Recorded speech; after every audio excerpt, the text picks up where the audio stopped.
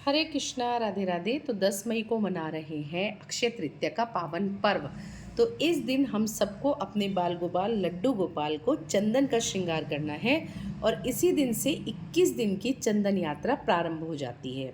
तो इस दिन उनके सर्वांग अंग पर चंदन लगाया जाता है और वृंदावन में श्री बाके बिहारी लाल जी को चंदन लगाया जाता है और साल में केवल एक बार वो अपने चरण दर्शन कराते हैं। और इसी दिन भक्तजन बहुत सुंदर सुंदर पैजनियाँ बिहारी जी के लिए भेजते हैं उपहार में और बिहारी जी पायल पहनते हैं और उनके पैरों में रखा जाता है चंदन लड्डू जो चंदन से बनाया जाता है। तो उसकी भी वीडियो मैंने लास्ट ईयर शेयर की थी आपके साथ और मैं रील भी आपके साथ शेयर कर दूंगी।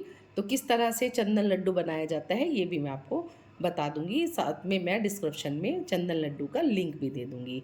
तो उसको जो चंदन लड्डू होता है उसको पूरे ब्रह्मांड का परिचायक माना जाता है, यानी कि ऐसा माना जाता है कि सारी सृष्टि पूरा ब्रह्मांड बिहारी जी के चरणों में आ गया है।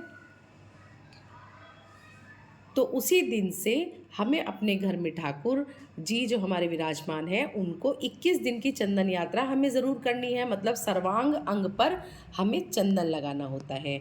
और फिर थोड़ी देर बाद जब वो सूख जाए तो उसको झाड़कर किसी कटोरी में हमें इकट्ठा कर लेना है और सबको तिलक रूप में, प्रसादी रूप में उस जो हमने झाड़ा है चंदन उससे तिलक लगाना होता है। फिर से प्रभु को स्नान करा के और फिर उनको कॉटन के साफ वस्त्र पहनाने चाहिए।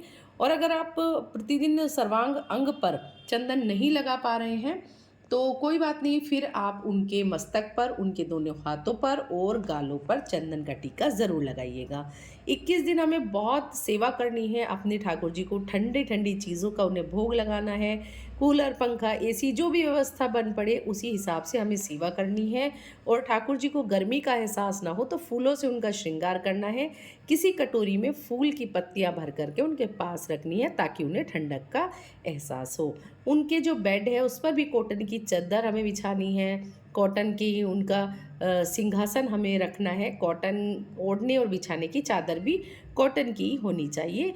और ठंडा ठंडा जल की व्यवस्था उनके लिए करनी चाहिए, हो सके तो छोटी सी मटकी में जल भर के उनके पास रखना चाहिए। इस तरह से हमें सेवा करनी है। तो चलिए जी मैं बता देती हूँ आपको कि चंदन का श्रृंगार कैसे करना है। तो इसके लिए हमें क्या क्या चीज़ों की आवश्यकता होती है। तो देखिए यहाँ पर मैंने ले लिया है चंदन। तो ये ऑरेंज कलर का चंदन है, अष्टगंध चंदन है ये, और ये है गोपी चंदन। आप कोई सा भी चंदन ले सकते हैं। और हमें थोड़ा सा लेना है गुलाब जल, थोड़ा सा इत्र लेना है और थोड़ी सी अगर ज़रूरत पड़े तो फिर हमें साधारण जल लेना है। और इसका एक पेस्ट बना करके हम सर्वांग अंग पर ठाकुर जी के चंदन लगाएंगे और मैं आपको दिखाती हूँ किस तरह से श्रृंगार करना है। पर ठाकुर जी के हमें नेत्रों पे और उनके होठों पर चंदन नहीं लगाना है, इस चीज़ का विशेष ध्यान रखिएगा। तो थोड़ा सा हम ले लेते हैं, यहाँ पर ले लिया है इत्र और अब मैं ले लूँगी थोड़ा सा यहाँ पर गुलाब जल। और ये मैंने ले लिया यहाँ पे गोपी चंदन, तो इसको मैं अच्छे से यहाँ पर घिस लूँगी। तो देखिए इस तरह से मैंने इसका एक पेस्ट बना लिया है। अगर आप स्टिक यूज़ करते हैं तो आपको थोड़ा सा टाइम ज़्यादा लग सकता है, और अगर आप पाउडर यूज़ करते हैं तो पाउडर बहुत जल्दी ही एकदम से घुल जाएगा। तो इससे हम ब्रश से अपने ठाकुर जी के श्रीअंग पे लगाना शुरू करते हैं। तो जो भी हमने इनको एसेसरीज़ पहनाई है वो सब हम पहले उतार देते हैं।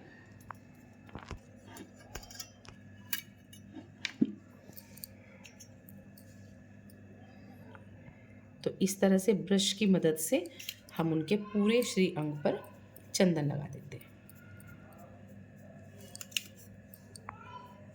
थोड़ी ही देर में ये चंदन सूख जाता है तो, और फिर अपना कलर भी देगा, जो भी इसका कलर, जिस भी कलर का हम यूज़ करते हैं। तो सर्वांग अंग पर चंदन लगाया जाता है। ये चंदन इसलिए लगाया जाता है ताकि ठाकुर जी को गर्मी से राहत मिले और उनको ठंडक प्रदान करने के लिए हम चंदन लगाते हैं। तो इस तरह से मैंने इनके सर्वांग अंग पर यहाँ पर चंदन लगा दिया है, अच्छे से दोनों पैरों पर, पीठ पे और पेट पे भी मैंने यहाँ पर चंदन लगा दिया है। ये थोड़ा सूख जाएगा तो मैं आपको दिखाऊंगी। और इस तरह से ठाकुर जी को बहुत सावधानी से उनकी आंखें बचा करके हमें इस तरह मस्तक पर पहले चंदन लगाना चाहिए। देखिए आप, इस तरह से हमें चंदन लगाना है और थोड़ी हमें आंखें बचा के इस तरह से यहाँ पर भी चंदन लगाना है। थोड़े से हमें होंठ भी बचाने हैं, तो ऐसे आप लगाइएगा सावधानी से, बहुत ही सावधानी से। और इस चीज़ का ध्यान रखिएगा कि आपका जो ब्रश है उसमें एक भी इस ब्रश ज़रा सा भी चुभने वाला ना हो। बहुत ही सॉफ्ट आपको ब्रश यूज़ करना है। यहाँ पर बड़े ही प्रेम और भाव से आपको ठाकुर जी की सेवा करनी है। अक्षय तृतीया बहुत बड़ी तिथि है, बहुत ही शुभ और फलदायी तिथि है। इस दिन ठाकुर जी को चंदन सेवा देने का विशेष महत्व है, विशेष महत्व है। पूरे ब्रह्मांड के दर्शन इस दिन बिहारी जी ने अपने चरणों में कराए थे, तो बहुत ही विशेष तिथि है। और धीरे से हम यहाँ पर चंदन लगा देते हैं, होंठ बचा करके, बहुत ही आराम से, ठीक है। तो इसको अब थोड़ा सा हम सूखने देंगे। तो अपने लाला का थोड़ा सा और श्रृंगार कर देते हैं। और यहाँ पर मैंने ले लिया है लिक्विड सिंदूर, इसी से मैंने लिप्स पे कलर लगाया है और इसी से मैं लगा रही हूँ इनको तिलक।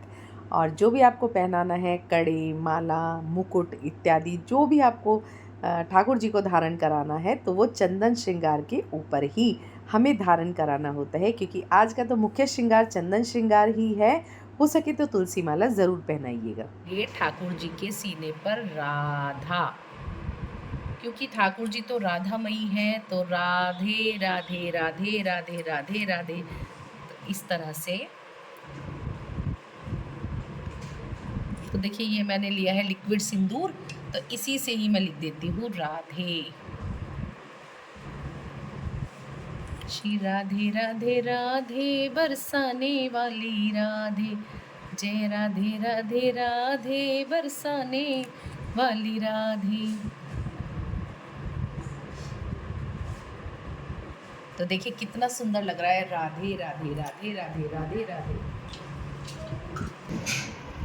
तो इस तरह से जो भी हमें श्रृंगार करना है वो हम चंदन के ऊपर ही करेंगे आज। तो इस तरह से देखिए मैंने ना केश नहीं धराए हैं, क्योंकि चंदन श्रृंगार में ऐसे ही बहुत सुंदर लगते हैं हमारे ठाकुर जी। तो इस तरह से हमें श्रृंगार करना है।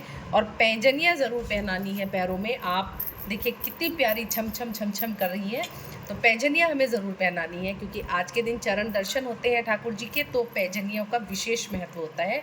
पैरों में पायल पहनकर और चंदन लड्डू के साथ ही चरण दर्शन कराते हैं। तो हमें पूरा श्रृंगार करना है, बस ठाकुर जी को वस्त्र नहीं पहनाने हैं। और इस तरह से हमें कम से कम 1 घंटा तो इनको रखना ही है। तो सुबह स्नान कराने के बाद में आपको ठाकुर जी को नाश्ता कराना है। नाश्ता करा के आपको चंदन का श्रृंगार करना है और अपना त्यौहार मनाना है। आपको भोग लगाने हैं, ठंडे ठंडे शीतल पेय पदार्थ या भोग लगाने हैं, पूजा अर्चना वंदना कर लेनी है। उसके बाद में आपको चरण दर्शन ज़रूर करने हैं ठाकुर जी के, उनके पैरों में पैजनियाँ पहनानी है। और उसके बाद में आप 1-1.5 घंटे के बाद में इस चंदन को ऐसे करके छुड़ा लेंगे। नीचे कोई कपड़ा रखिएगा, उस पर छुड़ा लीजिएगा, उसको इकट्ठा करिएगा और उस चंदन से अपने घर के सभी सदस्यों को आपको तिलक करना है। उसके बाद में ठाकुर जी को आप ठंडे जल से स्नान करा करके पोंछ के कॉटन के कपड़े पहना के विराजमान करेंगे। और जैसे नित्य प्रति आप सेवा करते हैं उसी प्रकार से आपको सेवा करनी है। तो चलिए जी आपको इनके चरणों के दर्शन भी करा देती हूँ।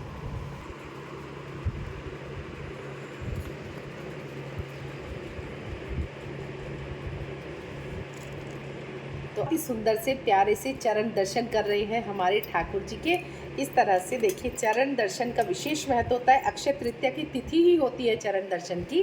तो आप बहुत सुंदर से यहाँ पर दर्शन कर रहे हैं और बहुत ही आसान तरीके से आप ठाकुर जी को इस तरह से चंदन श्रृंगार कर सकते हैं। देखिए कितने सुंदर वो दर्शन दे रहे हैं, कितने प्यारे और मनभावन दर्शन दे रहे हैं। लेकिन श्री जी का अगर आप श्रृंगार करेंगे तो फिर उनके सिर्फ हाथों पर ही चंदन लगाया जाता है और हमारे बिहारी जी के सर्वांग अंग पर चंदन लगाया जाता है। इस बात का विशेष ध्यान रखिएगा। तो इस तरह से आप भी अपने ठाकुर जी का श्रृंगार कर सकते हैं। और अगर वीडियो पसंद आई है तो ज़रूर से लाइक कमेंट शेयर कीजिएगा। चैनल में नए हैं तो चैनल को सब्सक्राइब कीजिएगा। मिलते हैं नई वीडियो के साथ, तब तक के लिए जय श्री राधे।